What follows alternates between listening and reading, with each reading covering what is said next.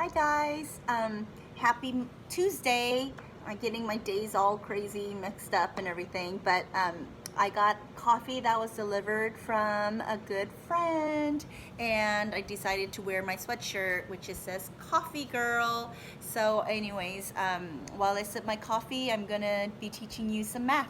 So it's some new concepts today, so go ahead and take out your math paper to page 245 and 246. Okay, so as you look at this, it's order of operation. So you have to memorize, there's these 4 steps. You got to memorize the 4 steps, and then you'll be able to do these carefully, and it'll be easy for you. So the first step is simplify within the parentheses. So when you see a problem and you see it in parentheses, that's what you're going to solve first, okay? Then after you find the one in parentheses, you're going to see, okay, does it have exponents? Does it have powers? So that's what the second thing you need to do to solve, okay? You have to do these in order. The third one is multiply and divide. When you multiply and divide, make sure to multiply from the left to the right, because if you multiply the opposite way, the number can come out differently, okay? So multiply from left to right. Then after you find the multiplication, there's the addition and subtraction. That's left to right. So you got to do it in these order. Find the parentheses, find the exponents, multiplication, divide, and then last is it's add or subtract, okay, from left to right. So that's what you need to do, so make sure you look at that when we go over this section here. All right, so what we're going to be doing here is 1A. I kind of did it for you so you can kind of have an idea of what to do here. The problem is 5 times open parentheses, 7 plus 2, closing parentheses. You remember the first rule? It says to find the one in parentheses first. So then I would go ahead and see what this says, 7 plus 2. So I would write 9, okay? So after you write 9, and then there's nothing here, so I would just put 5 times 9. If you're going to multiply that, that should be 45, and you circle your answer. See, there's no exponents here, so you can skip through that. So you're going to have to see what the problem is asking. So if it's asking for parentheses first, that's what you do first. Then you multiply. There's no addition or adding, that's all you see here, so that's just the answer. Let's do one more, and then hopefully you'll be able to understand it, okay? Here's the problem. 12 divided, open parentheses, 4 plus 2, closing parentheses, times 3, okay? Remember the first rule, parentheses? So then I need to go and do this first. I need to add 4 plus 2, which is 6. Okay? Then remember it says divide and multiply. I'm going to put 12 divided by that 6 times the 3 there. So once that's done, I'm going to go ahead and divide. Okay, I know 12 divided by 6 is 2. So I did the little lines here and made it 2 times 3. Why not 6? I already divided it, right? Since I divided, that's the 2, and then I need to add the 3 down here, okay? And then after that, you go ahead and multiply. 2 times 3 is 6, and then circle your answer. So if you go in order, you'd be doing fine. So make sure you have that in your mind when you do these problems, okay? I didn't do the last one for you because I'm just going to explain it, and then you're going to be able to do it on your own. Okay, so the rule is parentheses first. I don't see any parentheses here, so I'm going to skip that. The second rule is exponents. I do see an exponent. So that's what you need to do. You should already know 2 times 2, right? Then you do divide. So once you figure that out, you're going to divide that by 16, and there's your answer. So again, you have to make sure that you go over by the rules. So that's the first section that you need to do, okay? The second section is, let me turn it this way. Hopefully you'll be able to see. I have to just move in different desk right here.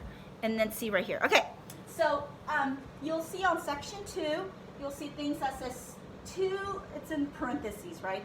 2 over 3 in the second power. Again, in order to do this, you're not multiplying that by 2. You're going to have 2 times 3 times 2 over 3 times 2 over 3. Then cross cancel. If you can't cross cancel, just go across from it. 4 over 9. And then reduce it if you need to reduce it. That's what you need to do there, okay? The next one you need to do is, there is a, for here, let's do this together, okay? So I'm going back and forth on this, but I needed to make sure that you see it correctly. So I'm going to get my protractor, and I'm going to get your pencil right here, okay? So you're going to always start a straight line. So you're going to do your little point, and then go across, and then they give you 120 degrees. So you're gonna make the whole angle into 120 degrees. I would match that, and I know that 120 is greater than 90, right? So I would go into the left direction. I see 120, so I'm gonna mark it here. And don't forget, this is a good straight edge as a ruler. So I would just go ahead and make sure that that is lined up carefully, and I would just go ahead and do that, okay? So I would say that it's about right there. That angle is 120.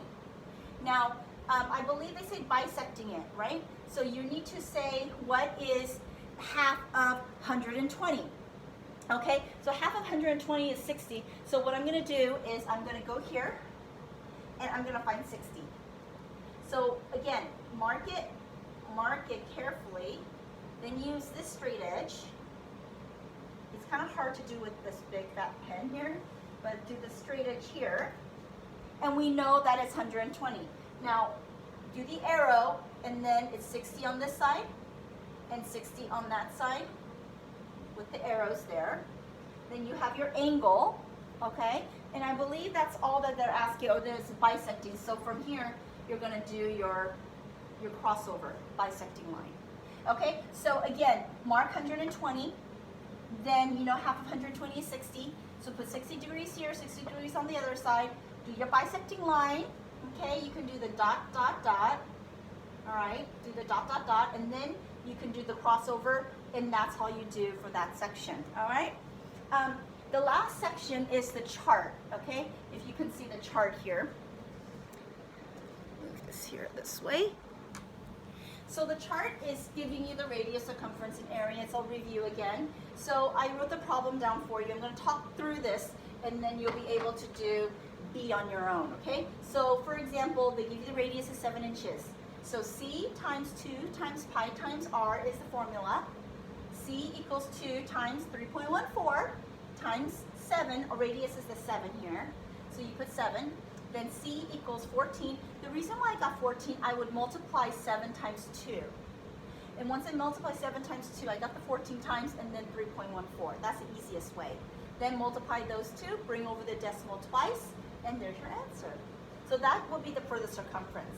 Now for the area, you're going to do, the formula is pi times square radius, right? Then 3.14 times, remember radius is 7. So then it's 7 squared, because see the radius squared? So 7 times 7 is 49, isn't it? So then you're going to 3.14 times 49, bring over the decimal twice, and then you have your answer.